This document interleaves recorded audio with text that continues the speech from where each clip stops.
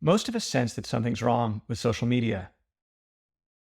Many people also say that something's wrong with politics, with public education, with higher education, with liberalism, with capitalism. People come at these problems from different directions. Some of them come from climate change, others from coordination failure, decline of state capacity, geopolitics. I came at them from social media. See, I used to be an optimist. In 2008, I worked at Couchsurfing, and it was growing fast, and so was Meetup.com and Wikipedia. Flash mobs were booming. Does anyone remember Improv Everywhere? And it seemed to me, and to many others, that the internet was bringing us a better economy. People were working together on giant projects like Couchsurfing, Wikipedia, and Linux. I was a true believer. Love would be the new motivator. Money would fade away. So, in retrospect, that was pretty naive. By 2012, I'd sobered up. By then, Facebook's newsfeed and YouTube had not only replaced TV, but added hours of screen time per day per person. It was the attention economy. And in alarm, with Tristan Harris and others, I co-founded the Center for Humane Tech. Actually, it wasn't called the Center for Humane Tech, not at first. It was called Time Well Spent. This was part of my proposal to fix the problem. At Couchsurfing, we tried to maximize the amount of meaningful time our users spent with each other, rather than any measure of transactions. And Tristan and I thought that if more people did this, if they maximized time well spent instead of time spent, that might fix social media. Now, it turns out that was still naive. I was young, and I thought the problems around me were about the things I already knew about technology, metrics, companies. But it goes a lot deeper than that. There are many ways to say what the problem is, to say what markets, democracies, and so on are failing at. In this talk, I want to use an unfamiliar lens for this, an economic one. I'll say that they're failing to meet certain kinds of demand. They're failing to give people what they want. I'm going to use this lens because it shows there are solutions. But first, what do I mean that markets and democracies aren't giving people what they want? Well, one thing I've realized is modern society is better at giving people individual experiences than collective ones. Now, people do want collective things. They want belonging, connection, community, love. They want adventures together. But if you look at long-term trends, we get less of these year by year. In most developed countries, people used to hang out on the porch with their neighbors or in pubs, and then they started watching TV as a family, and then they switched to multiple TVs, one in each room, and finally TVs got upgraded to smartphones, each person staring at their own rectangle of glass. Over the same period, church communities got replaced by individualized yoga classes, and dating and friend groups got replaced by swipe-based apps and porn. I mean, sure, some apps and websites might be good for community for a moment. I guess Couchsurfing was one. If you work on one of those, like I did, you might feel you're changing the trend. But zoom out again and, no, sorry, trend's still there. And there's more. Modern society can address a wide range of tastes. Taste in food, taste in clothing. There are giant marketplaces like Amazon, the app stores. Something for everyone. Or so it seems. They do address a wide range of tastes, but a person isn't only made of tastes. I want to claim here that there's a kind of difference between people that these marketplaces don't serve. Everyone has different sources of meaning. You may find it meaningful to be wildly creative. She may find it meaningful to be quietly contemplative. Just about everyone finds it meaningful to love and be loved deeply. But somehow, even the everything store can't connect us with our sources of meaning. Now, I think this inability to meet demand for togetherness and demand for meaning, explains a lot of the current predicament. Togetherness isn't just for kumbaya singing hippies. When we don't get our collective needs met, there's a breakdown in politics and social trust. The basic cycles of love and dating break down. Schools become bureaucratic and cutthroat. We need our togetherness. And we need meaning too. As I'll show, meaning is part of what keeps institutions like science and democracy working, and keeps them from succumbing to perverse incentives. For society to function, we need social networks to be meaningful for investigation and vulnerability. We need research labs to be meaningful for deep work. We need meaning to keep things working. So, in Chapter 1, I'll try to say why it is that modern society gets us many things, but not togetherness and not meaning. I think it comes down to a kind of pattern that's ubiquitous in society, a pattern found in markets, but also in voting, in social media, even in grant applications. A pattern that's bad for togetherness and meaning. And then the next 3 chapters say what needs to change to bring back togetherness and meaning. In chapter 2, I start with the problem of measuring meaning. As entrepreneurs say, you make what you measure. So if we want to make meaningful things, we need to measure meaning. But how precise can we be about meaning? I'll argue that we can be very precise. In chapter 3, I'll build on that. Not only can we be precise about meaning, a kind of entrepreneurship and design can reliably deliver meaning and togetherness. But it's not the kind we're used to. It's not mechanism design, not UX design, not lean startup. These are actually bad for meaning. I'll demo another kind of design and use it to redesign Twitter. Finally, in chapter 4, I'll talk about changing large-scale structures like recommenders, markets, and social media.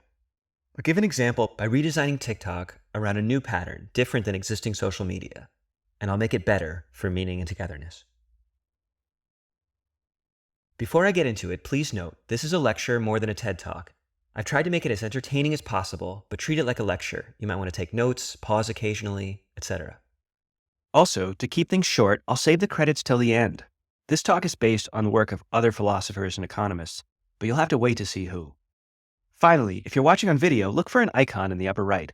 Those stitch the talk and the transcript together so you can link to the same place in the transcript and find footnotes and things. All right, let's get started.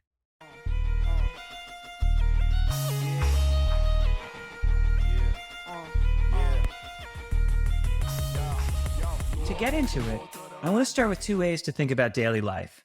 Often in our daily lives, we ask questions like this. What's something we want to get done? What's something we hope to get over quickly today? What's something we hope to accelerate or delegate to get someone else to do? For me, I want to get this video done and published, and I'd love to delegate the editing. What about for you? What do you want to accelerate or delegate? But here's another way to think. Instead of accelerating something, we can ask questions like, what's something in the next day or 2 we want to linger on? What's something we want to make sure to notice, just because it's meaningful? What's something we want to celebrate or cherish? For me, I have a team meeting with a team I'm really grateful to have. I want to cherish that. It's autumn in Berlin and the light is gorgeous. The leaves are bright yellow and orange. I want to linger on that light. What about for you? What do you want to linger on? There's something I've noticed asking questions like these. Most people have tons of information on what they want to get done, offload, or skip. Answers to the second question are at a lower resolution. I think the reason is straightforward. We spend a lot of time making to-do lists and very little time making slow down and cherish lists. This difference also affects what we make. Imagine you're making an educational platform. Are students there to pass the test or get a certification? Or they're there to follow their curiosity, to face open questions, to celebrate together the beauty and complexity of the world? On top are things your customers want to get done or get over with. On the bottom, the things that make their lives worth living. Call the things on the top our goals. We're intricately aware of them. Call what's on the bottom our sources of meaning. I often call them our values. We're much less articulate about them. This difference in articulacy makes things challenging for entrepreneurs. Say you interview your customers for pain points or customer needs. But what's top of mind for both you and your customers are goals, not sources of meaning. This puts you in a certain kind of design mentality, focused on goals. You'll think of yourself as building what I'll call a funnel or a tube, not a space. Funnels and tubes are goal-driven. I call something a funnel if it gets everybody to do the same thing, to work on the same goal. By this definition, the checkout area in a supermarket is a funnel. So are many organizations. There's one goal for everyone. Similarly, I'll call something a tube if it gets people from where they are towards their own goal. So Amazon and all marketplaces are tubes. So are Google searches. Tubes accelerate everyone to their own goal. Both of these are goal-driven things that everyone involved would accelerate if they could to get the goal accomplished more quickly. Many entrepreneurs see all design tasks as funnels and tubes, but that's a big mistake. Some things aren't designed around goals at all. Instead, they're about values or exploration according to values. I'll call those exploratory spaces. There are spaces for exploratory thinking, like your whiteboard, your journal, or an ideal research lab. Spaces for creativity, like jam sessions and brainstorms and creative tools. Spaces for chilling, like your living room. Spaces for vulnerability, like talks around a campfire or a confession booth. Spaces for celebration, like dance clubs, street riots, and festivals. These are not goal-driven. You know something's a space if you don't want it to be over quickly. You'd accelerate an Amazon purchase if you could, or an Uber ride, or an organizational goal. But the things that you do in a space are things that you would not accelerate. When I say you wouldn't accelerate a space, I don't mean it has to be pleasurable or fun. I just mean there's something meaningful about what you do there, something you'd miss out on if you skipped it or delegated it away. That means it's not just about getting to a goal. Anyways, most design tasks involve a mix of these three parts. Imagine you're making a messaging app, like Telegram or Messenger. Sometimes you open the app and search for who you want to send a message to and send it. In that case, the app is a tube, getting you to your goal of sending a message. But the messaging app is also a kind of exploratory space, a space for thinking about who you want to stay in touch with, about which kind of correspondence you want, with who, at which kind of rhythm, a space for being thoughtful about your correspondence, for being vulnerable, or more generally for expressing whatever values you have about keeping in touch. In this sense, the messaging app is a space. So a messenger app can be thought of as a tube, or it can be thought of as a space. And there are many, many things like this. Let's go back to that educational platform I mentioned before. If you focused on your users' goals, you'd think of it as a funnel or tube. But if you focused on their sources of meaning, it's a space. So designers can often decide whether to make a funnel, a tube, or a space. Or, as with the messaging app, they might make a mix of all three, where each screen or UI component participates in one or more funnels, tubes, or spaces. So let's go back to the intro, where I talked about a long-term trend, actually two long-term trends, a decline in togetherness and a decline in meaning. We can now say that they're the same trend. It's a decline in spaces. Spaces have been experiencing this weird decline in so many areas. Democracies, which used to be spaces, have become funnels for making voters angry.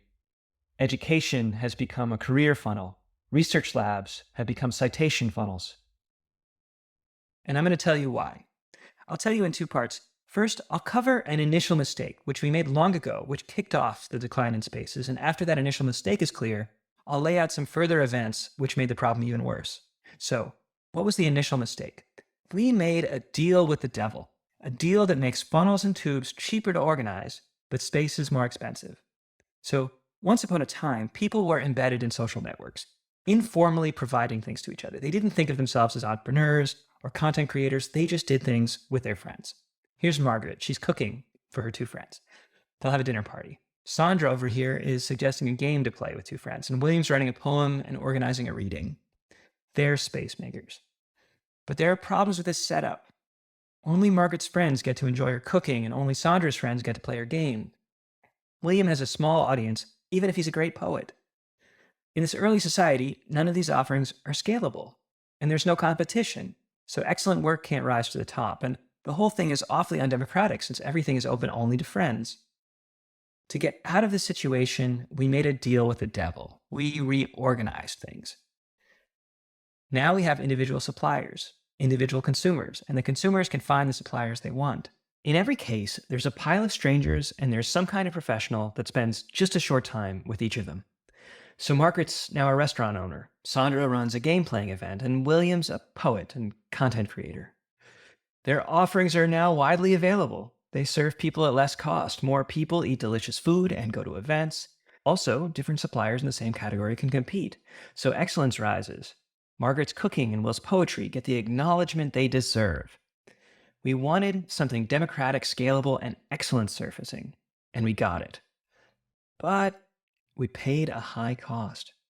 We had to give up working with people who know each other. Suddenly, the people at dinner are all strangers to one another. And we gave up spending much time with each customer, and we hardened our roles into producer, consumer, creator, fans, etc. I want to give a name to this new structure we adopted. I'll call it piling up strangers. Here's the essence of the deal we made. It became very easy to put yourself in a queue, but that made it a bit harder to come together with friends, to address our deepest desires, or to be fluid about roles. You can see this everywhere. When I click this purchase button, I put myself in a queue of customers. I give the supplier an incentive to deal with me quickly without getting to know who I really am, and to keep me in my role. It's the same when I click interested on a Facebook event. I'm in a queue of strangers, or with this apply now button, or this follow button. All these things create a pile of strangers next to one kind of professional. This is baked deeply into our society, and it makes funnels and tubes cheaper, but space is more expensive. Remember, in spaces, people are together in a non-transactional way, and they're not pursuing goals and transacting, but they're pursuing their deeper sources of meaning. So when space makers adopt this pattern of piling up strangers, they're screwed. Think about it. Sandra now has to deal with a pile of strangers. If some of her events were best for people who already know each other, well, those are out the window. And she has to add intro rounds, get to know each other games. She probably also has to change her marketing. She has to make her events sound exclusive, or maybe they're for discerning singles. She has to make it so people are okay with playing these games with people they don't know. In Margaret's restaurant, she's not going to know her customers well, so she's going to be much more likely to serve pizza, something everyone likes. She's not going to know enough about somebody to serve them that special dish they love. Or think about William. He used to love to get together and freestyle with his friends, but now he's a content creator, and so the roles are more limited. He produces, they consume. When you learn to see it, you realize every day we put ourselves in numerous piles. And when we do that, we make it harder for people to make spaces for us. We make it easier for people to put us in funnels and tubes. So that's the deal we made. We got a lot out of it. We got this openness to people that aren't our friends. We got excellence. We got scalability. But we traded away our spaces. If I could change one thing about modern society, I would change this. I would make all these buttons do something different. Something that doesn't put us in a queue. Something that doesn't have these perverse incentives. Something that acknowledges our existing friend groups and social networks, and something that gets at our deeper desires instead of serving everyone pizza, and something that lets us be a little more fluid about roles. It may seem impossible. How can we have the advantages of both, of piling up strangers and of friends-only networks? How can we avoid disadvantaging space makers like this? We need to do something with the strangers besides pile them up. I won't answer this now. Instead, I'll spend 20 minutes on it in Chapter 4. But I do think there's a way to do it, and if I'm right about that, it means all the structures that pile up strangers, social media, voting, markets, application processes, all of these can be reinvented. So I'll get to that. But first, I'll quickly call out 4 more things which make the problem even harder for space makers. We need a more complete picture before we can look at solutions. Here's the first. Because corporate people are always dealing with piles of strangers, they see us at our worst. They have little time with each of us and only know about our shallowest needs. They think pizza is all we want. They see us when we're anonymously scrolling or purchasing with low commitment, low attention spans, and isolated. And that's why I think they sound so sad when they talk about us. They use terms for us like eyeballs and customers. They write pitiful user stories about us. Martha's a busy mom who, at the end of her 9-to-5 grind, and after she puts her kids to bed, just wants to watch some Netflix. Bob's a construction worker whose only solace is the bag of Doritos he enjoys on break.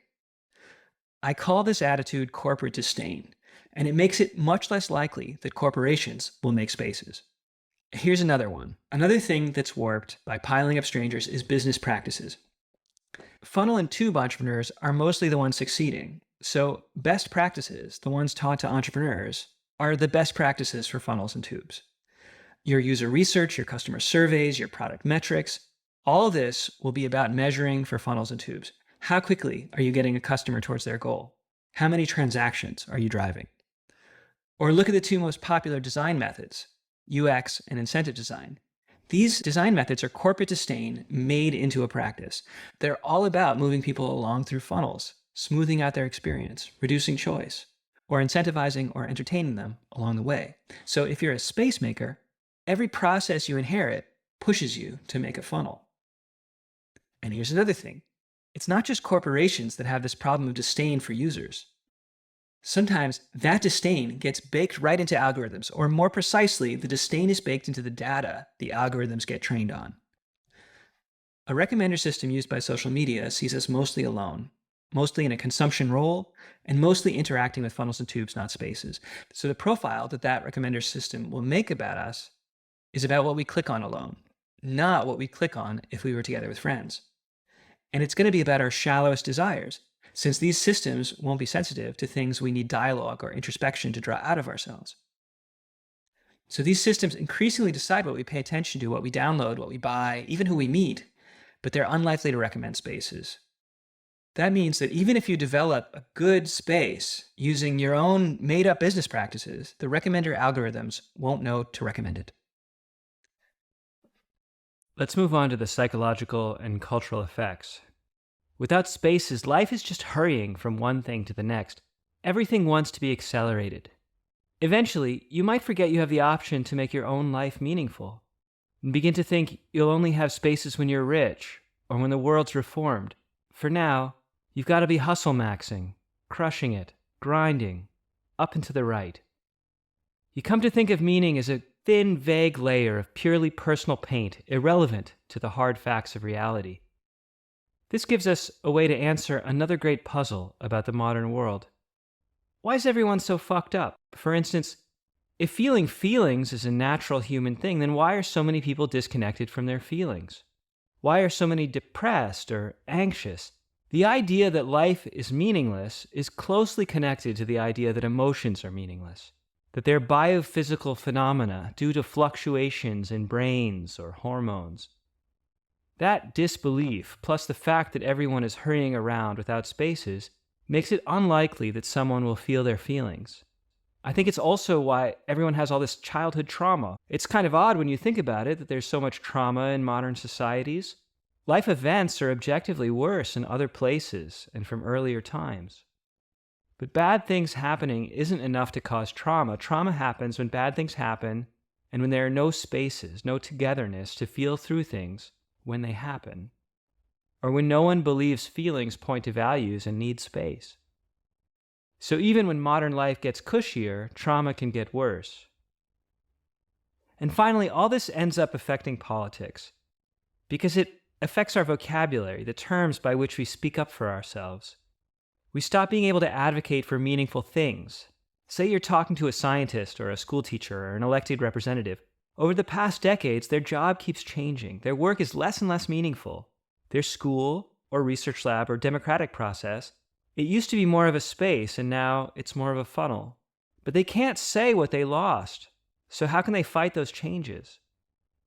And by that same inarticulacy, we forget what holds society together. We might still use terms like social fabric, civil society, third sector, or social capital, but we forget what they mean. We forget that it's shared spaces and shared meaning that hold society together. So when things fall apart, we forget we need to weave the social fabric back together again. We forget what that means. Instead, we force cooperation by other means, like enforcing conformity or devising an ideological enemy. So I've now painted the whole picture. Let me sum it up. We made our society more democratic and scalable by piling up strangers, and that made funnels and tubes cheaper, but spaces more expensive to make. Then that initial bias got amplified by corporate disdain and by a biased set of best practices. And finally, recommender systems and a growing disorientation about what meaning even is sealed the deal. I think this story explains a lot of the modern predicament. It explains why people have been turned into consumers and creators. Why democracies, which used to be town halls, citizen assemblies, debate, discourse, have turned into funnels for riling up voters, a whirlwind of ideological battles, manipulation, and consumption. And why something similar happened in other areas, in education, science, and art. All these were space-dominated 60 or 80 years ago. We've seen declines in pure science research, decay in the halls of academia.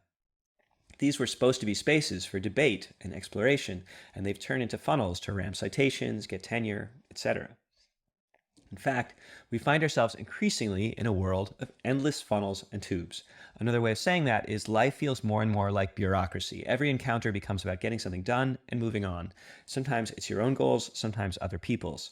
One checkbox brings you to the next. We use bureaucracies for our sex lives, filling out forms and swiping through piles of profiles, transacting. We use bureaucracies as self-help or personal growth, checking checkboxes after we drink water or go for a run. People race around looking for spaces but not finding them. Meanwhile, funnels dangle the vague promise of a space in front of us. Buy this beer and be loved by friends. Take this online course, get rich, then you'll finally be able to relax and explore. But even the drunk, rich people lack spaces. So, That's a very big problem. When I first saw this problem clearly, years ago, well, sometimes I wish I just ignored it, moved on. I was not really equipped. I didn't have an academic appointment or an institution backing me up, and from time to time I asked for support from people and groups that seemed to be about this stuff. Experts on tech ethics, new economies, the meaning crisis, people who run various nonprofits that align missions, foundations focused on crises and democracy, the social fabric, social capital, trust. There are so many people and groups where, from their mission statements, it seems like their job should be to solve these problems, or to support people like me trying to solve them. But I didn't get much support. Instead, I spent years in poverty and living a kind of small and stressful life. It was really hard. But somehow, I couldn't let go of the problem. I got obsessed with it.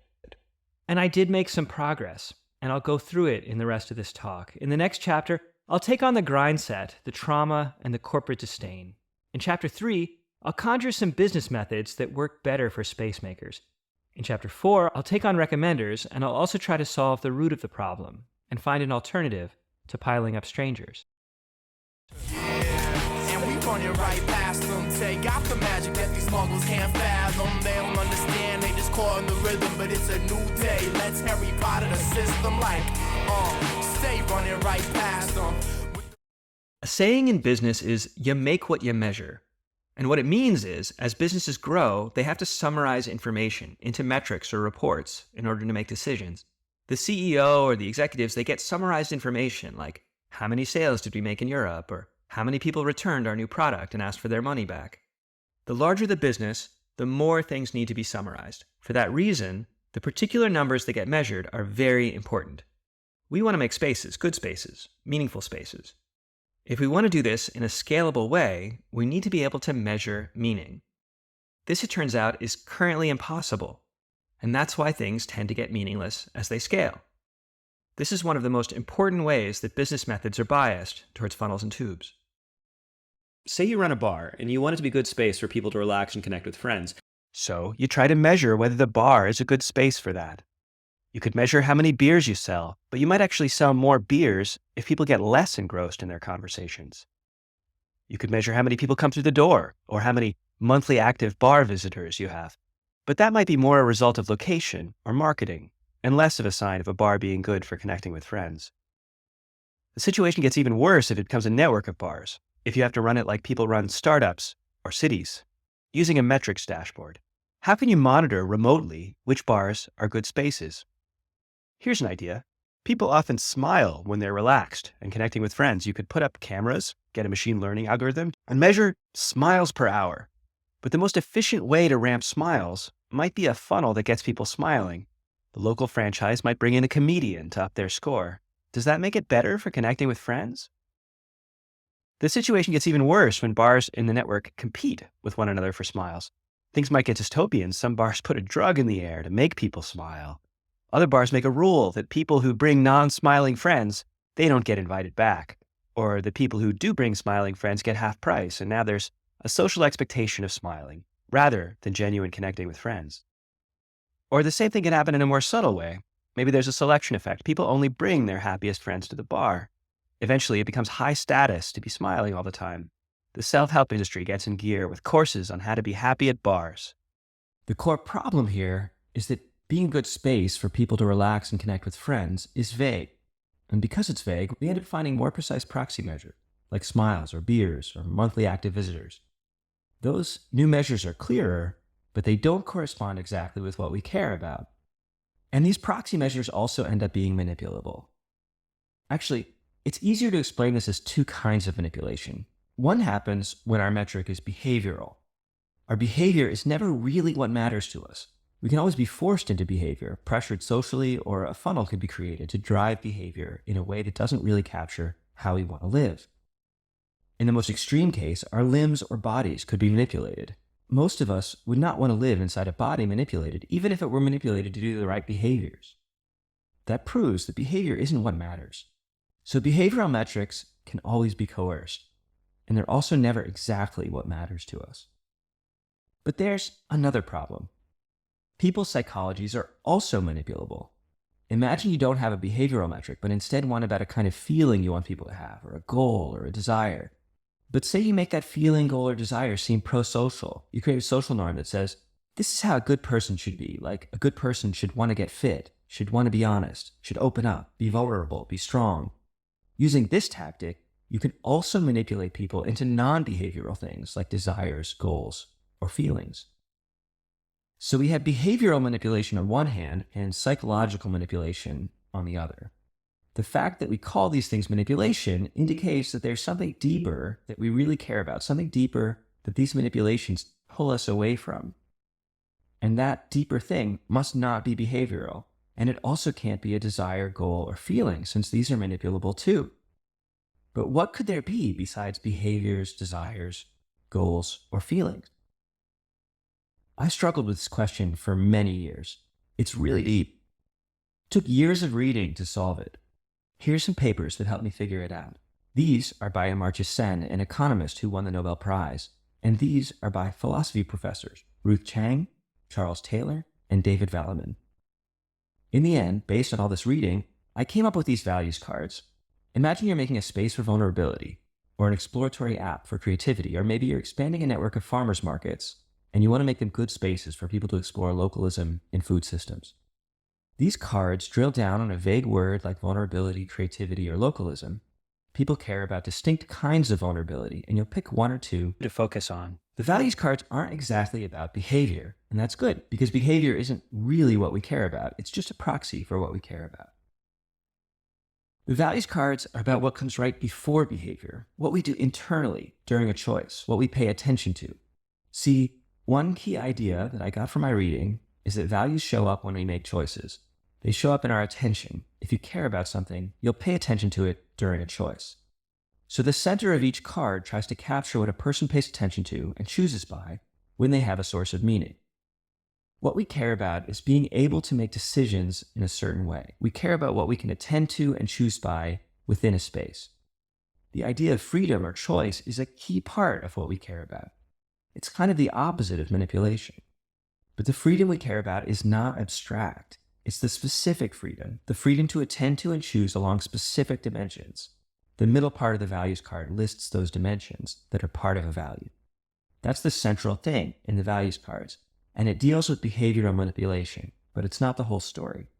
We still have the other problem, psychological manipulation.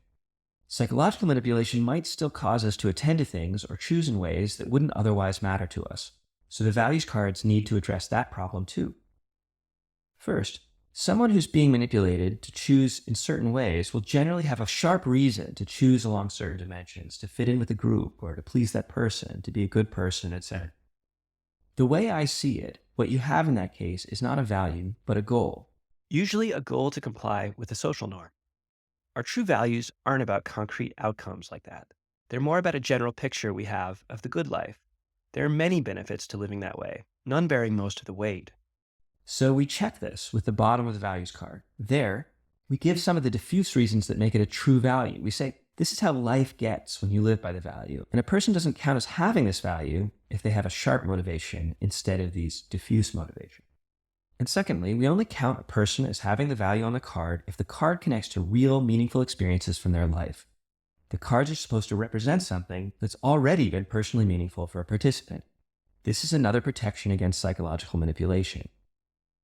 So, to review, you can use values cards to measure the meaningfulness of a space while reducing the dangers of manipulation.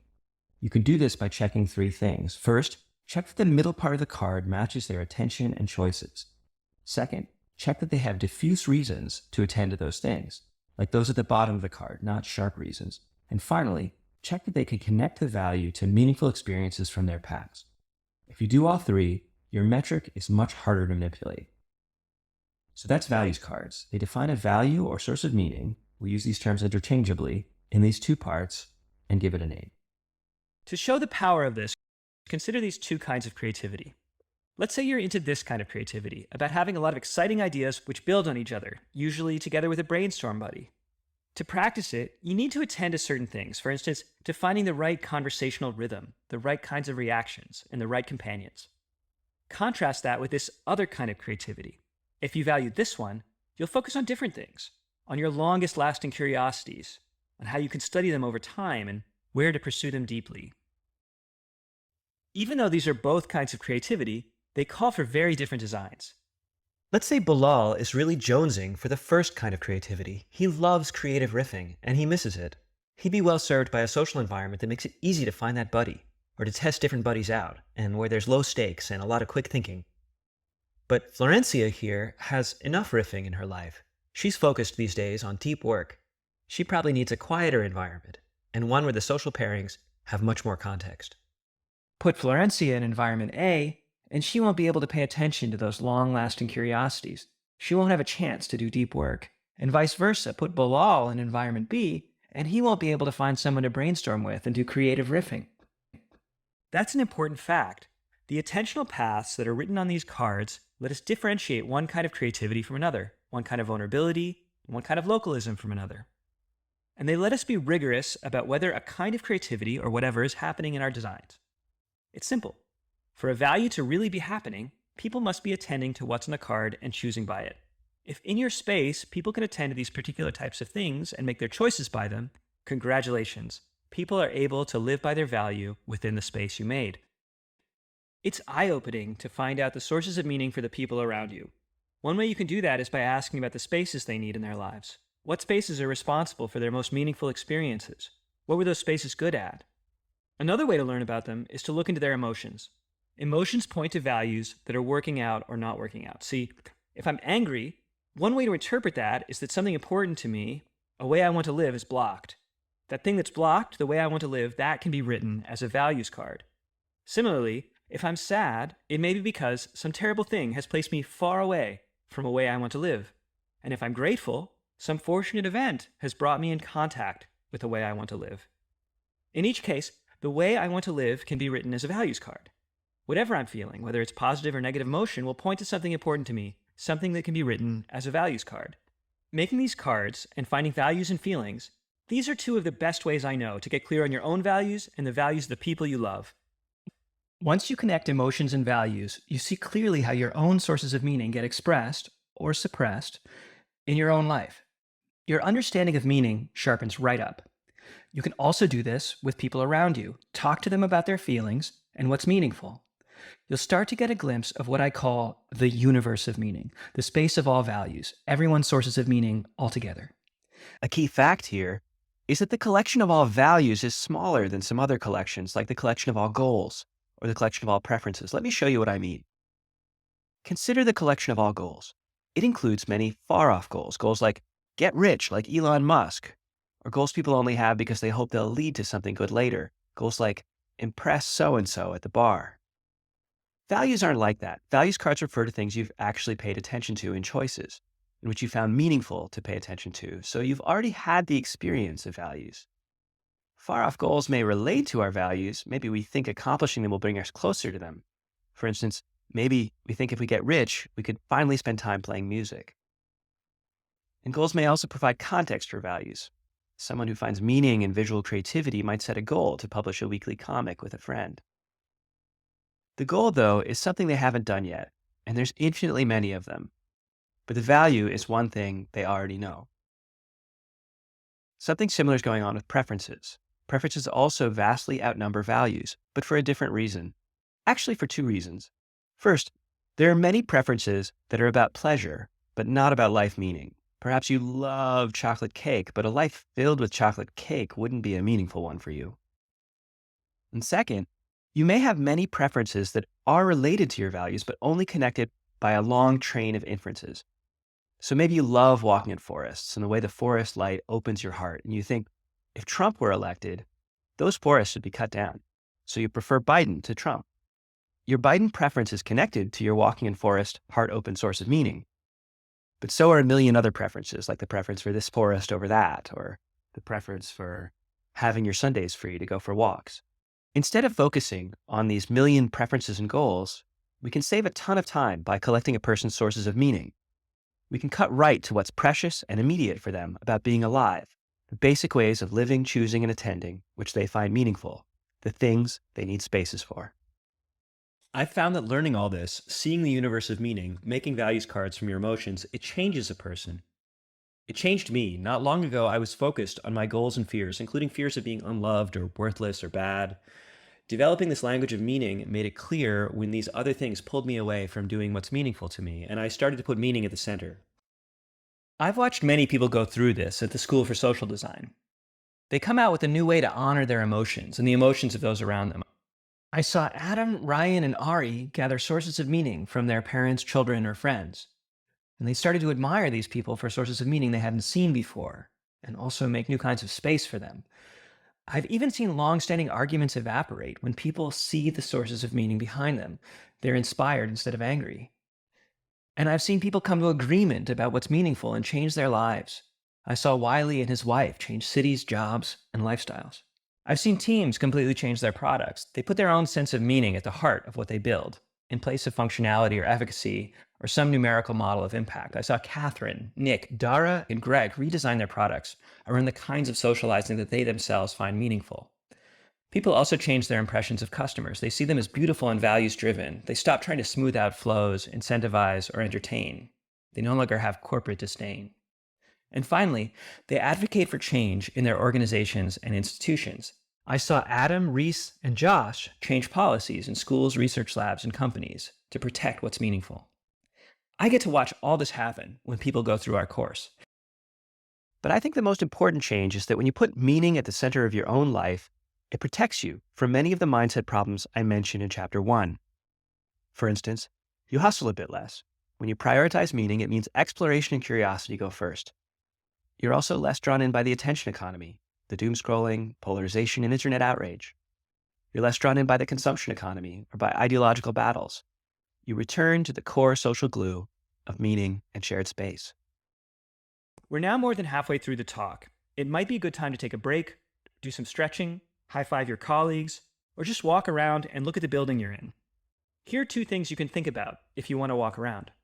First, which parts of the building are designed as tubes? Which parts are funnels or spaces? Second, you can think about your own feelings. The feelings you have right now. Do they point to a way you want to live? Could they be written as values cards?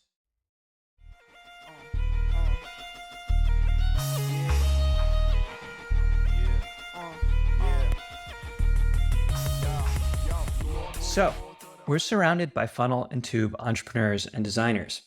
I believe it's fundamentally different to be a space maker. Let's say you want to make a retreat for scientists. You want your retreat to be meaningful for this value, deep work. Now, this is one of mine, working for many years to make something which may not even be successful in the end. The middle of the value card covers what people attend to when they live by this value. Let's take a look. They attend to curiosities inside themselves that they're ready to pursue for months or years with no quick results. Research methods that might make progress on those curiosities. Colleagues who are also boldly and diligently doing deep work. They attend to days that are wide open enough to pursue the deep work and places that are quiet enough. Now, once you pick a value like this in a context, like making a retreat, there's 3 types of thinking you can do to make your retreat meaningful on purpose for the value you picked. First, you can analyze your retreat out into funnels, tubes, and spaces. Let's follow an individual participant through this retreat. First, they apply to participate, then they get accepted and they pay for it. Sometime later, they arrive on site. There's a kind of welcoming ceremony. Then they choose the room they'll be staying in. And for the rest of the retreat, they spend time in the library, where they do deep work on their own. And they share tea at tea time, where they connect with potential colleagues and have deep work conversations. And finally, there's meals and rest. Once you have a diagram like this one, you can be much clearer about what you're making. For the funnels, be clear about what the goal inside them is. Ideally, the hosts and the participants should have the same goal. For the spaces, each should link to a source of meaning. Try to keep the funnel stuff in the funnels. You need to protect the spaces from goals as well as you can. One thing to look out for is if people are in a space, but later they'll be in a funnel or tube. Funnel and tube goals often filter forward. So in the welcome space, people might be concerned about getting the right room, and this can crowd out the values of the space. Just dividing things clearly like this can help a lot. It's especially good to match spaces and sources of meaning. Once you do this, your participants can help you shape each space. You can ask them, is the space good for attending to and choosing by what's in the values card? If not, you can ask, how could it be better? That's the heart of the design method I teach. But there's more you can do. People can't do what's meaningful to them all the time. They have to balance things that are deeply meaningful with other things that are important in the moment. One thing that sometimes takes priority is goals. If we have strong goals in a situation, we're less able to pursue our sources of meaning. So let's say there's funders at the retreat, and the scientists really want that funding. So they spend their time not doing deep work, but networking with the funders. That might ruin the vibe of the library and the tea room. It'd be better to invite funders only for a day, to separate the funding part into its own funnel. Ideally, that could be the first day, because it's better to get goals squared away first, before entering spaces. Or maybe you could find other ways to protect the space from the goal. Another thing that can get in the way is expectations, or we sometimes call them norms. Perhaps scientists feel the need to act interested in the work of everyone around them. They spend all week being interested and polite instead of doing deep work. To avoid this, you can try to explicitly shape the norms of the spaces you make. You can also be on the lookout for structures that would make such norms evolve. For instance, if scientists review each other at the end, people may feel extra pressure to be polite, so that would interfere with deep work. In general, you want to ask what kinds of goals and norms might crowd out these sources of meaning. So that's two kinds of thinking you can do to make something meaningful on purpose. First, break things out into funnels, tubes, and spaces. Second, look for goals and norms that could crowd out values. Using these two kinds of thinking, people can get pretty far. But the real win is from a third kind of thinking. To show it, I have to go deeper into what a value is. Look closely at this values card. At the middle part, you can see that living by a value doesn't happen at one moment. Instead, it's spread out over time. You probably found the curiosities before you found the research methods that you'd use to look into them, or the colleagues that would accompany you on the journey, for instance. Meaning is not something we experience in an instant. Meaning is a realization, an assessment we make when we look at our lives, that we were able to attend to what was important to us. Meaning is many moments of choice, woven together through time. At each of these points in time, you had to attend to and choose certain things. Some of that attention is meaningful, and that's what goes on the values card. But at each stage, there are also other kinds of less meaningful attention and choices to make. I like to use a grid to picture this.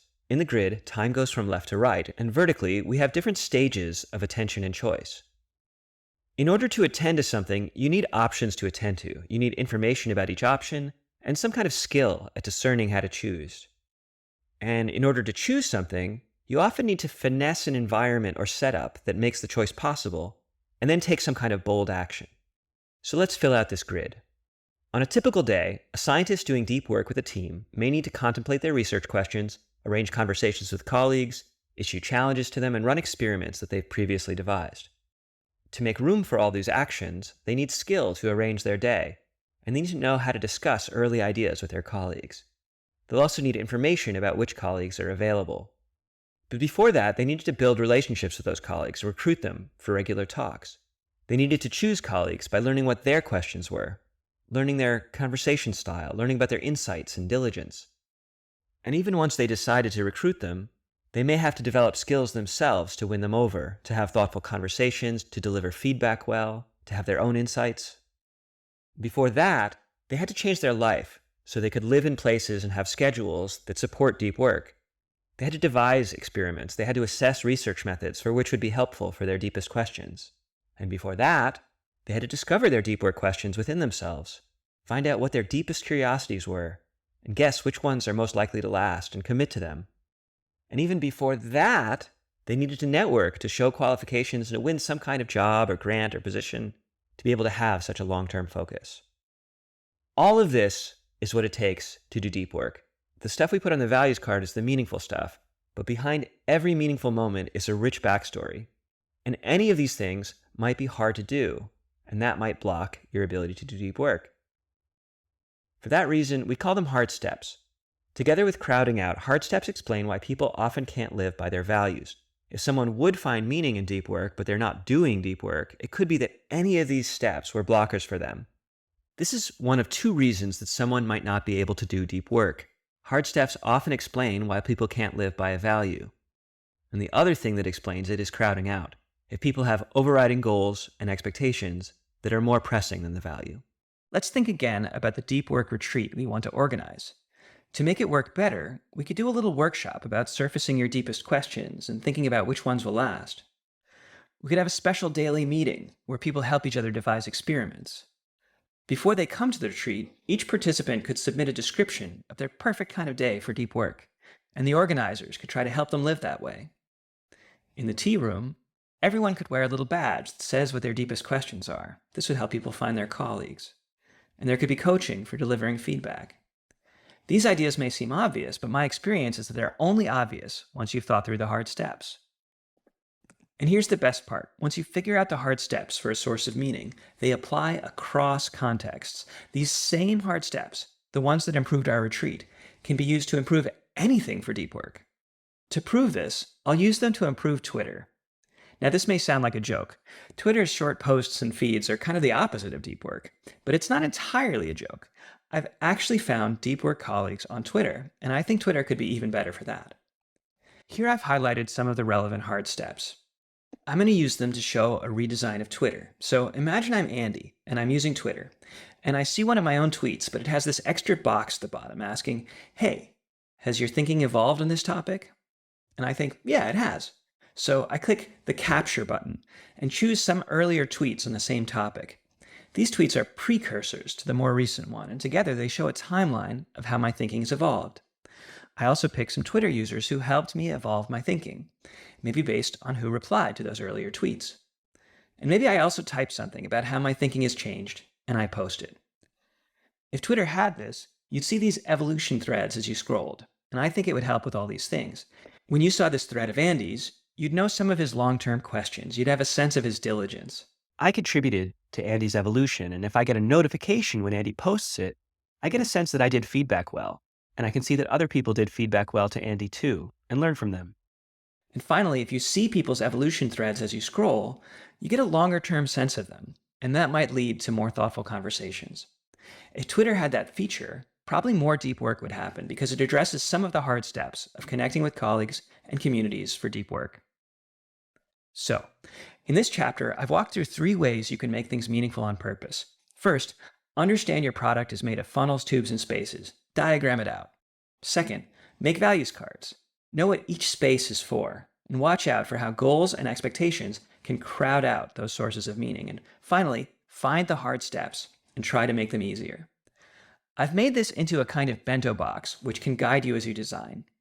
If you use the bento box as you design, you'll make a space where people can live by their sources of meaning. Many people are using this bento box to make more deeply meaningful things. Jason Ben is using it to make The Neighborhood, a physical community of group houses in San Francisco, and an online social network and funding structure that supports it. Catherine Bowie uses it to make dating events. Serge Hunt uses it to make meaningful environments for living and learning. Miho Soon is using it to reimagine financial systems. Ryan Mather used it to make a day planner that helps him and other people live by what's meaningful. Wiley Webb used it to make a financial planning app to help people get their families out of poverty. And there are new stories like this all the time. For these people, space making is a craft. I believe space makers like these will soon be quite a prestigious group. Just as neurosurgeons take great care while operating on their patients' brains, space makers take similar care with what gives us meaning in life. And those who can be trusted to do this, to keep things meaningful, will be honored.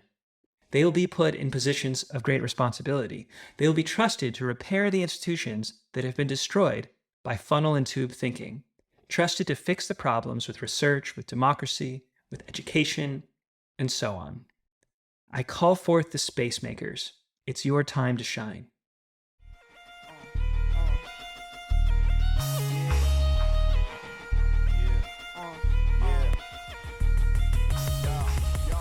So, on to the last chapter.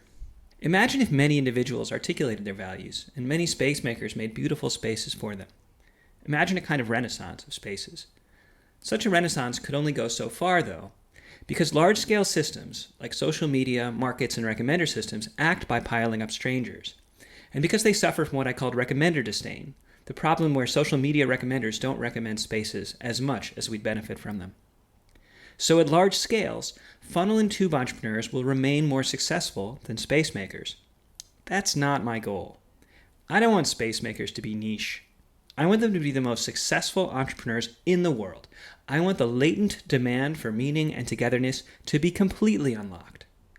So, in this last chapter, I want to sketch out an alternative vision for those large-scale systems, for social media, for markets, and for recommenders.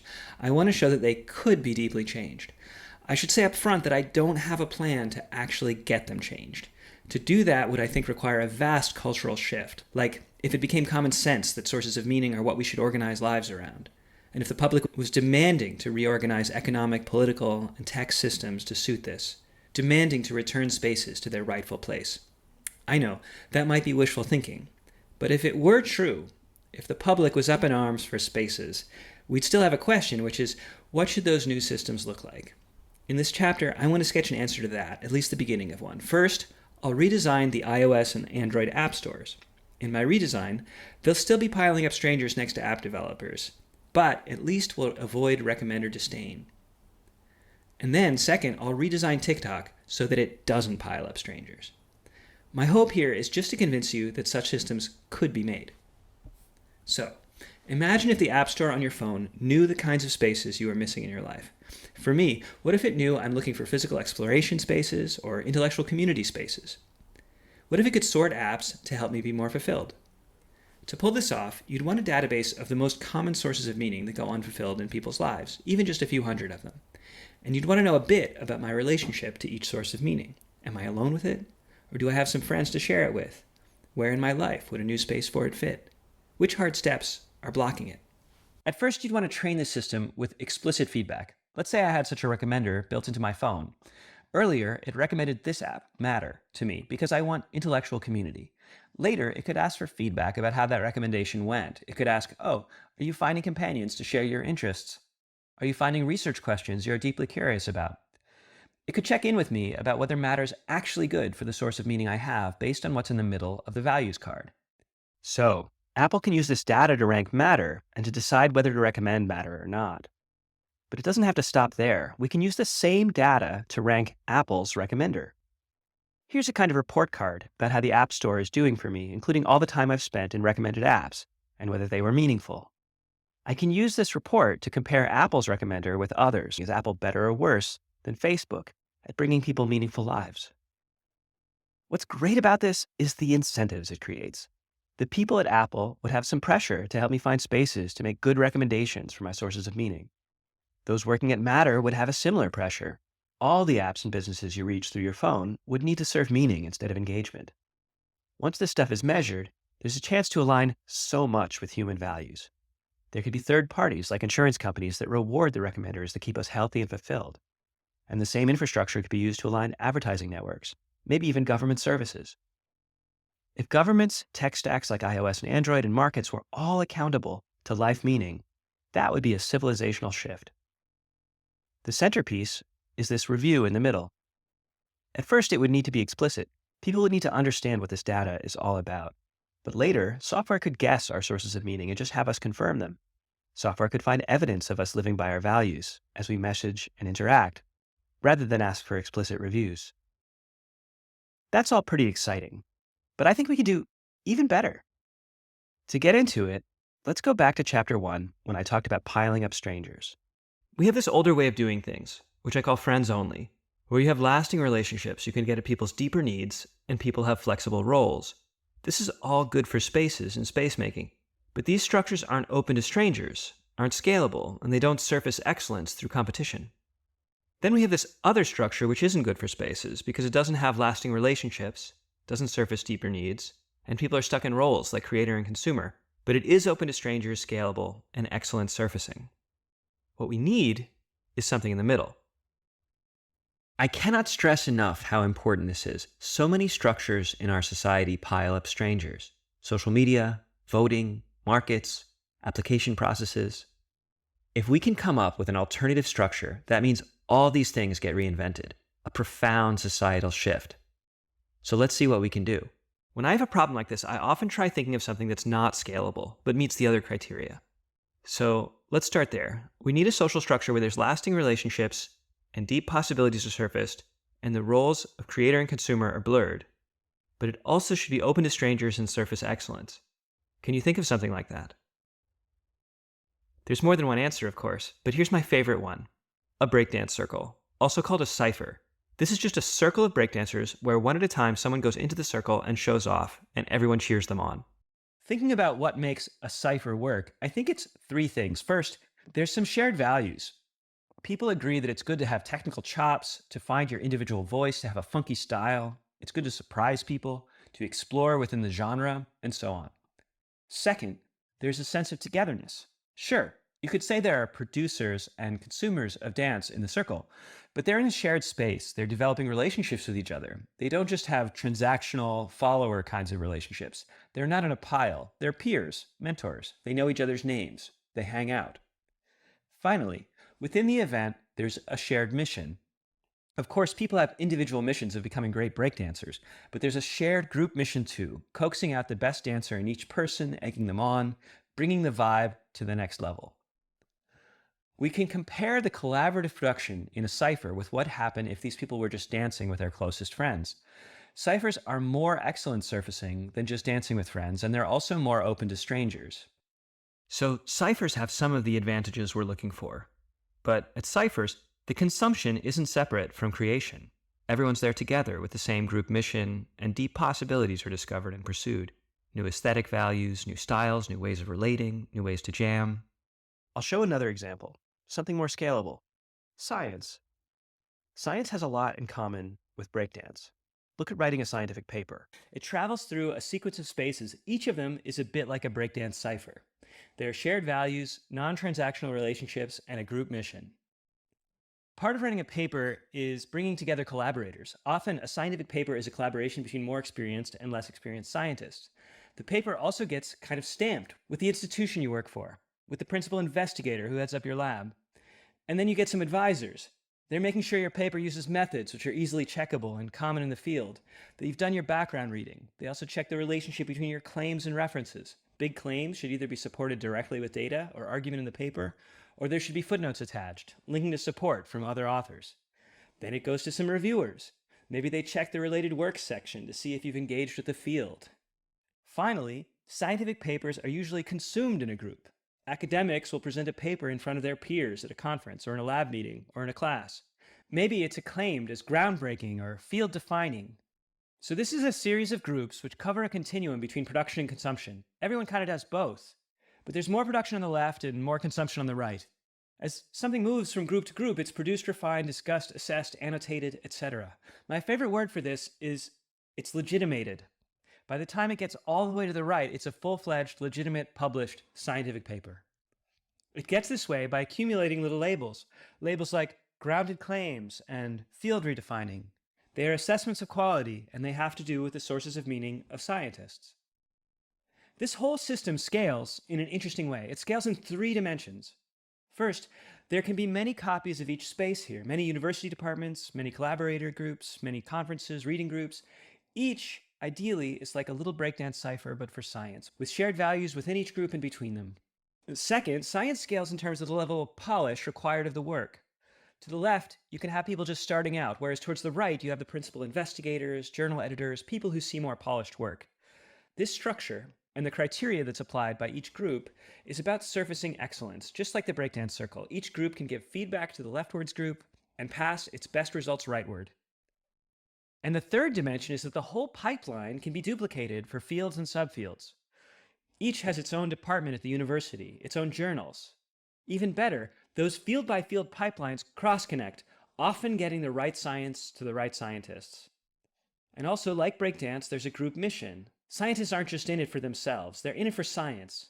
And there are non-transactional relationships. Each university department, research lab, and publication has a chance to build up long-term collaborations. I want to call this kind of structure, where people in a series of spaces collaborate to get something co-produced, refined, annotated, and discussed, where production and consumption are mingled and social, and where work proceeds forwards, accumulating these values-aligned social assessments of excellence. I want to call a structure like that a space train, because when I zoom out, to me, it looks a bit like a train made of spaces. And also because, well, space train! Space trains are a third path between friends-only structures and piling up strangers. In space trains, you've got lasting relationships, deep possibilities are surfaced, and roles stay flexible. Plus, Plus, they're open to strangers, excellent surfacing, and scalable. If Sandra, William, and Margaret, our space makers for Chapter 1, had scaled their operations inside space trains, they could have all these advantages. Sandra might be part of a collective of event designers, and she'd refine her event structure together with others in that group. When her event is ready for prime time, it wouldn't be Sandra alone who signs off on it. The other members of her group would make some assertions about her event. They'd attest that it creates a vulnerable environment, or it opens up creativity, or it's a good place for localism and food. These tags would be based on what Sandra's event refining collective specializes in. The tags would propel the event structure or description forward into another space of values-aligned event curators. Maybe one of them would come to experience Sandra's event in person. They'd discuss it, provide some more tags related to their specialty as curators.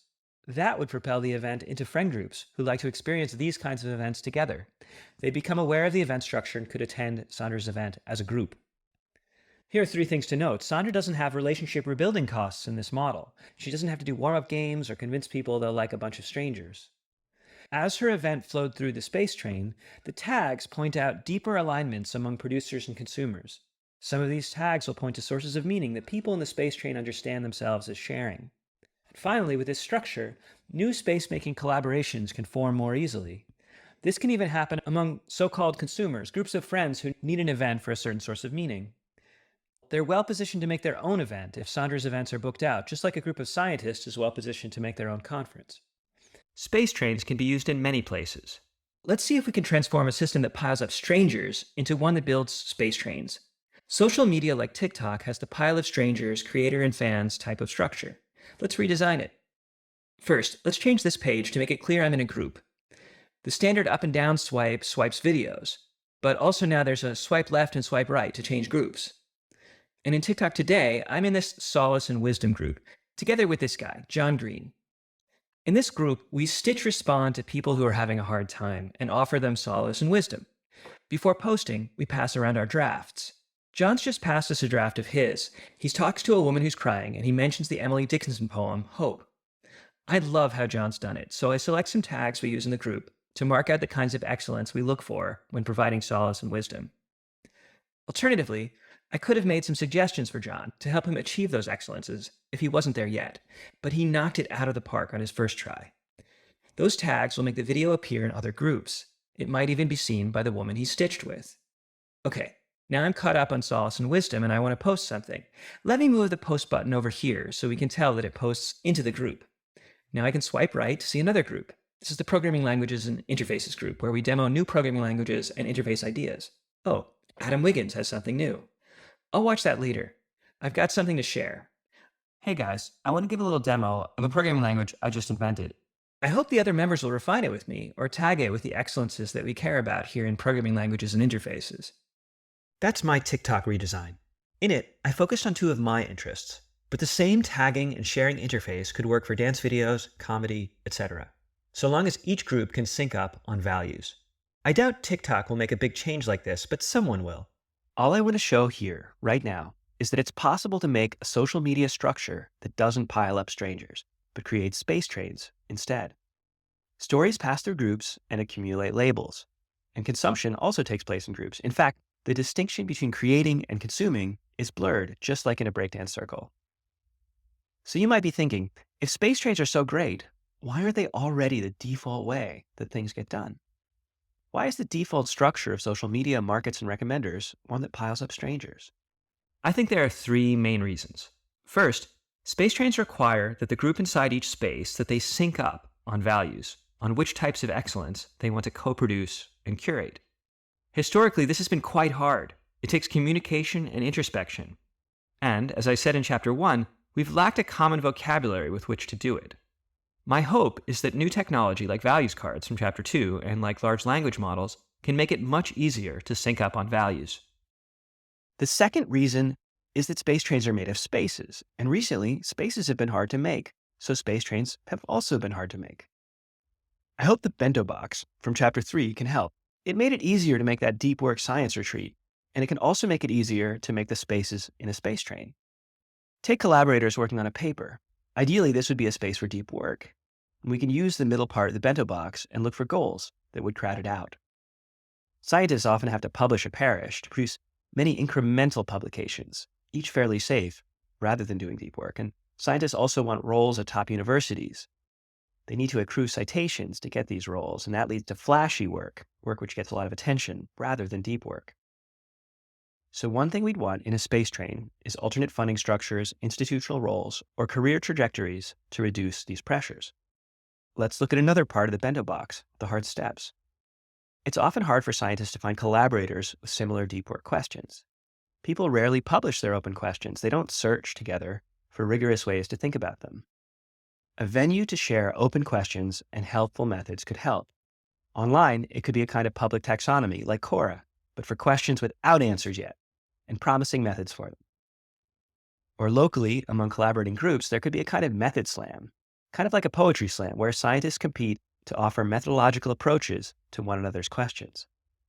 One can imagine addressing both the crowding out and these hard steps together. What if prestigious awards or positions could come just from asking questions or proposing methods? That could be an alternative to racking up citations or to pursuing safe, incremental publications. These changes would be hard to make across all of science, but they'd be pretty easy to attach to one collaborator group as a software infrastructure. The Method Slam could be hosted over something like Zoom or done through a kind of social media. And if it was a common knowledge that deep work was important for science, and these new spaces were unblocking it, there'd be a reason to scale that software, to attach funding to it, and so on. So that's 2 reasons why space trains haven't already become the default. And with both of them, I see quite a lot of hope. Third reason I'm a little more stuck on, but I don't think it's insurmountable. Systems that pile up strangers make it easy to assign credit and resources. It's simple. In piling up strangers, the professionals on the left get credit and get paid in proportion to the benefits experienced by each of the strangers they piled up. Unfortunately, this assigning of credit or allocation of payment, this is much harder in space trains. The roles are fuzzier, everything's co-produced by one or more groups. This is related to an interesting set of problems in economics about allocating resources for public goods or club goods. A nice thing about software-based space trains is that there's a ton of data about people's participation and contributions, and I guess that data can also be used to assign credit, allocate resources, and route payments. But it's an open question exactly how to do it. I'm optimistic. So that's space trains. Space trains are my deeper proposal to repair markets, recommenders, and social media. Currently, those systems see you mostly alone, mostly interacting with funnels and tubes, and they're unlikely to learn your sources of meaning. I think space trains would change that. Space trains are, I hope, also how we can fix democracy, education, science, and art. In each of those categories, certain values or sources of meaning make the whole system work. One of those values in science is deep work. Big advances in science usually involve deep work, and science has gotten worse for that and for other important values of scientists. A similar decay happened in education, in democracy, and in art. In each case, we can draw out the field as a space train, then make each space meaningful for those key lost values. That will make things more meaningful for scientists and for politicians, artists, and educators. But it will also make those fields more productive again.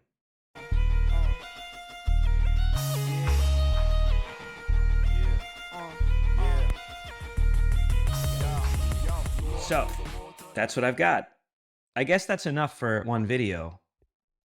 So there's one thing you might find implausible, which is like this video is pretty short and talks about some really big social problems. How could a few new ideas, values cards, hard steps, spaces, address so many of these social problems? That might seem weird.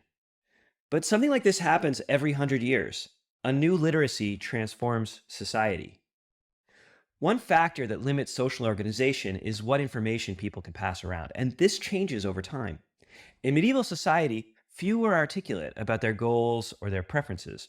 What mattered was not whether someone had goal X or Y, but whether they were a king, a peasant, a priest, a woman, or a slave. Transition to modern society was a transition from articulacy about those roles to articulacy about goals and preferences. Goals and preferences were themselves a breakthrough. When people became articulate about goals, they started to make contracts with each other, to transact, to form temporary coalitions, and vote or fight together to advance their goals. Nowadays, people have a clear enough sense of their goals that they can use large-scale systems like Google Search and project management tools to make those goals happen. Here's some of these transitions. On the right, you see the new institutions that emerged. And in the middle, the new kind of information that people became aware of inside themselves. that they were then able to talk about and build relationships around.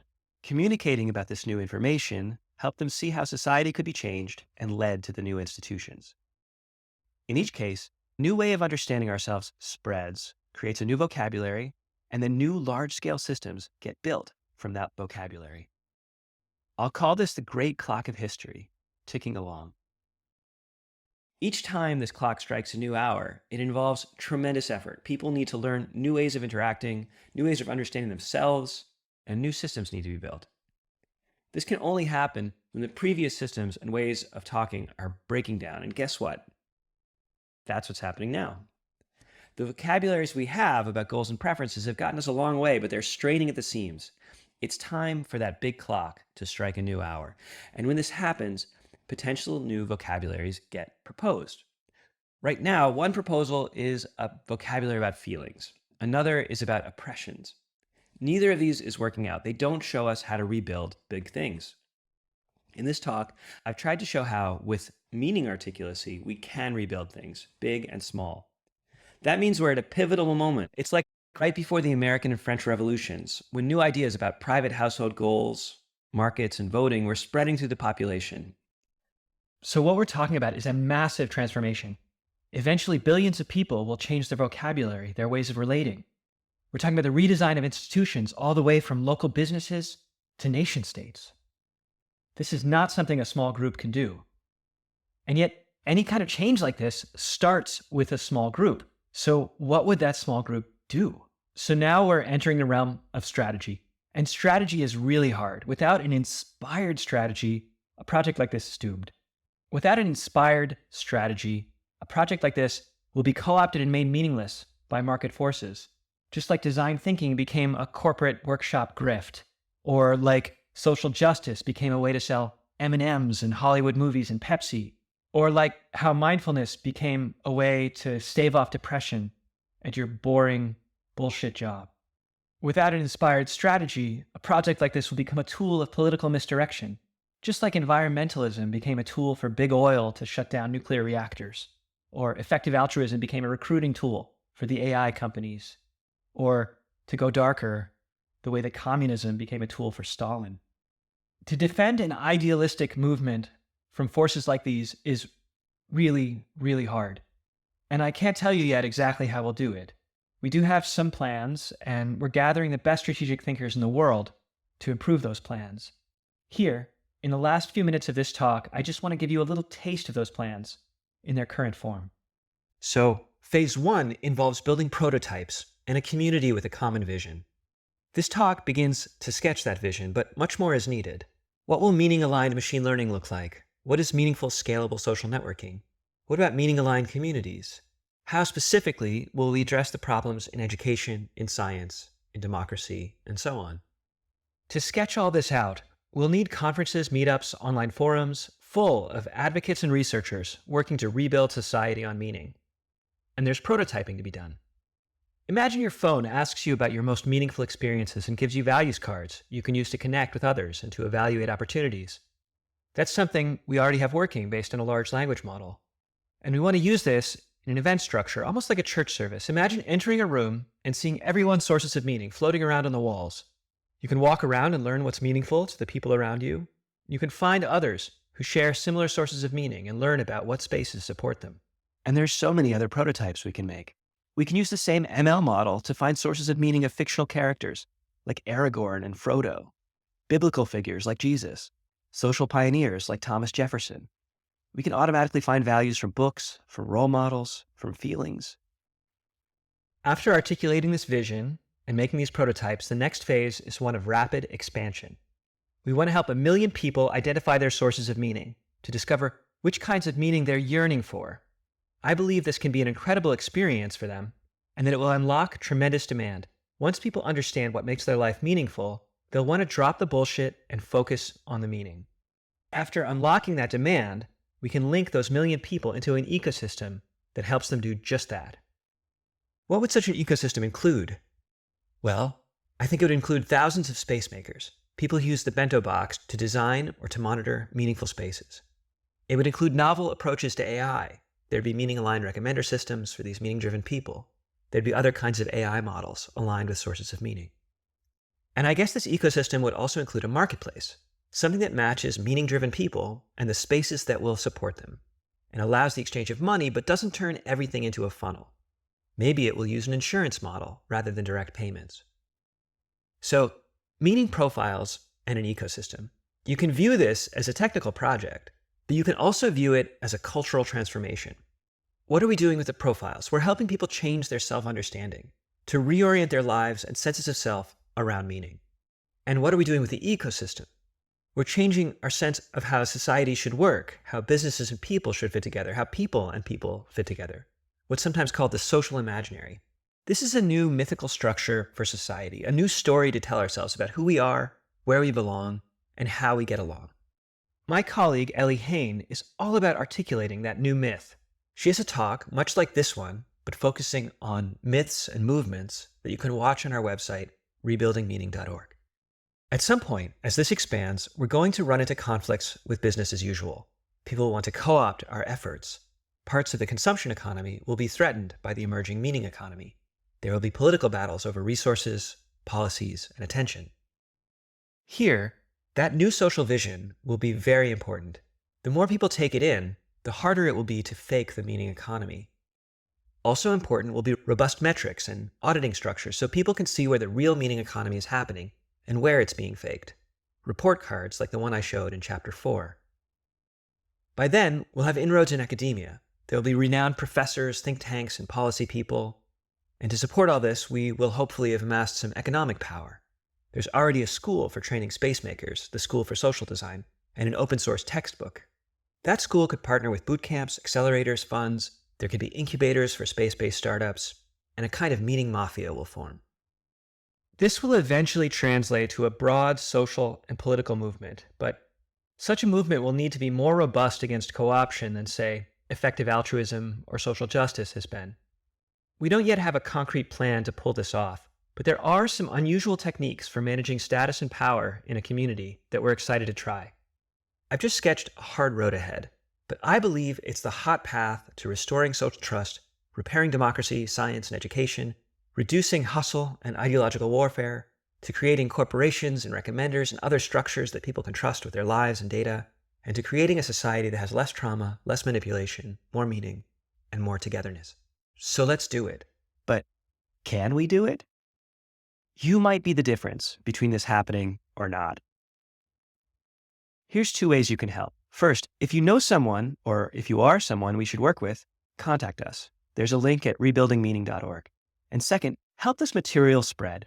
There are so many adjacent communities. Designers, technologists, ethicists, social scientists, people worried about capitalism or coordination failure, religious leaders, civic tech people. Find someone in a relevant group and ask them, hey, do you want to rebuild society on meaning?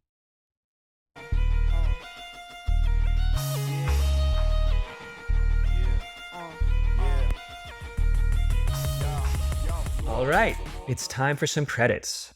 So, the centerpiece of all of this is the conception of sources of meaning or values.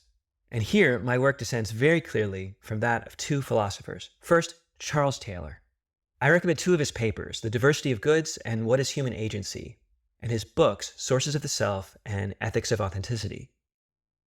Taylor doesn't call them values or sources of meaning. He calls them strong evaluative terms, because we use our values as a kind of language for evaluating options, for highlighting certain options as noble and others as mundane, certain options as powerful and beautiful and others as weak or drab.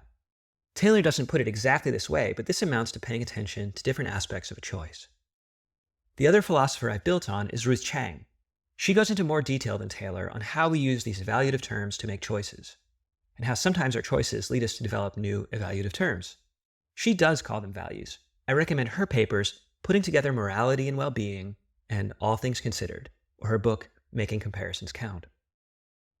The values cards also owe something to James J. Gibson, the perceptual and ecological psychologist. I recommend his book, The Senses Considered as Perceptual Systems. He describes the work of attention in perception and in appreciation, much as I do. And there's this guy, philosopher David Velleman. I think he has the best overall evolutionary description about how an individual and a society could come up with what I call values or sources of meaning.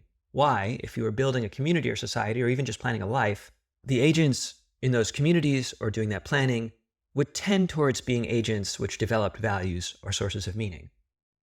So that's values. Moving to my critique of capitalism that I focused on in Chapter 1, I think it owes a lot to these two men. First of all, Ronald Coase, the father of transaction cost economics. In his Nature of the Firm, Coase shows why some markets have big firms and others have networks of contractors. In some cases, there are high costs in having a network of contractors, high costs of negotiating, forming relationships, etc. His argument there is similar to mine about why spaces form in some places and not others. Next is economist Amartya Sen. Sen wrote about how information on people's revealed preferences is not enough to make good social allocations. Actually, he said more than that. Even richer information about people's well-being or utility in different hypothetical states isn't good enough. Sen's critique of preference information is the essence of my argument in this video. He says why preference-based systems like markets, voting, and recommenders don't carry all the demand needed for good social choices, like demand for togetherness and meaning. To fix this, you need something like values cards, or like the tags I added to TikTok. Sen advocates for such an approach, which he calls information widening, collecting extra information to help systems like markets and recommenders make better choices. Sen even developed his own such systems, with different concepts but a lot of similarity. Where I say people deserve spaces for their sources of meaning, Sen would say that people deserve to have the capability to live out the functionings that are meaningful to them. Sen calls this approach to measuring meaning the capability approach. He even won the Nobel Prize for his critique of standard welfare economics and his alternative. Sen's approach is, unfortunately, inadequate for measuring meaning in social apps and social spaces in two ways. First, social media is a high-res environment. People navigate recommendation by recommendation and click by click. And Sen's catalogs of functionings are lower res than my values cards and don't provide guidance at the granularity at which a recommender system or a spacemaker would need to operate. And second, on social media and in social design, it's very easy to shape what people do by shaping norms, by structuring the environment, choosing who gets amplified, and so on. And Sen's capability approach doesn't say which functionings are truly meaningful and which are just driven by norms in the environment.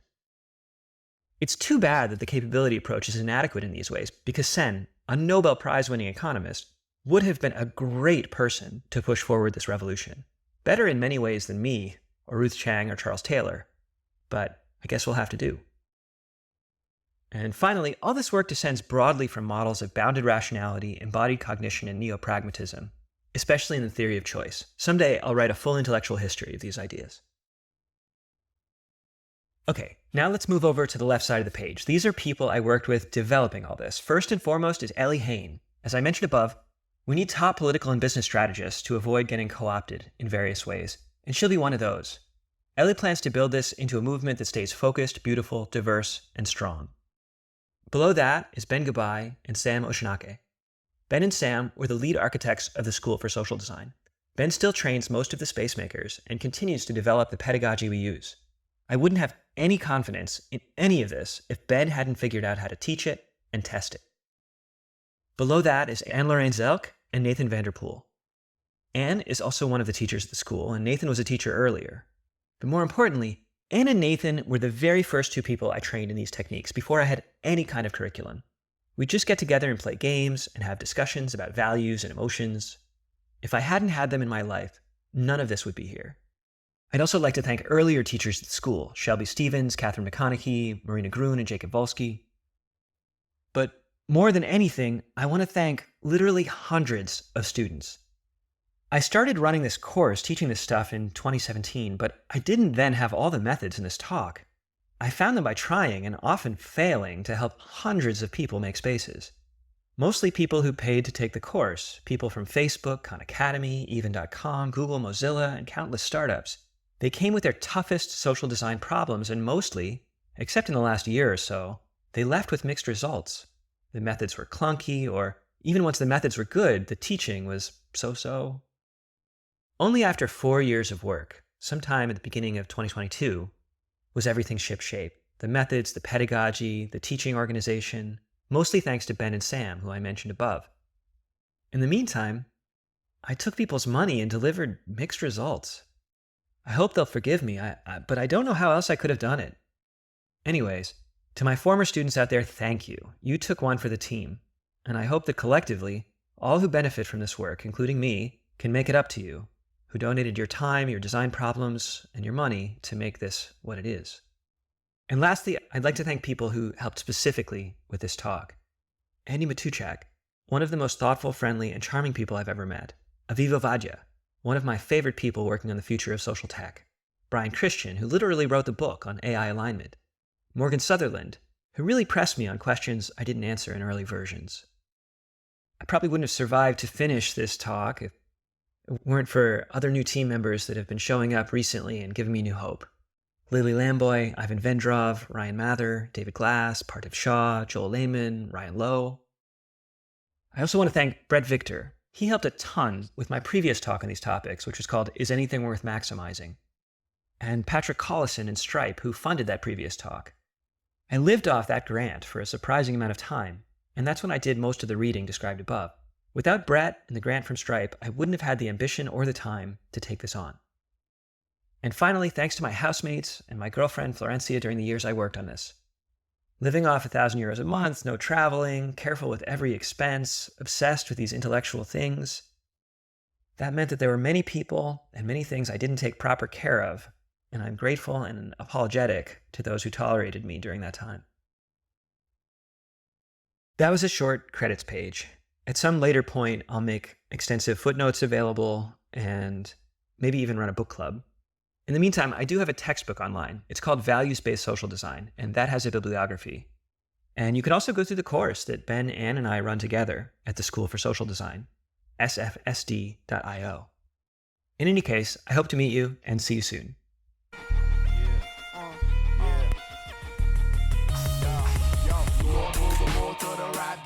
They call me you know who, they scared to say my name. Terrified of verse 16, 8 refrain. But yo, this is how we play the game. I see a CD DJ in a B-boy stance, playing bhangra, salsa, crunk, freeform jazz. Yo, glad I didn't miss it, cause me and my crew, you know we've always been a little different. We them activists, artists, 4th degree black belts. Never needed hangers on, we do it our damn selves. I stay away from the dance floor, stay rocking in suit coat, sipping on my Reza like Camp Low. The rappers say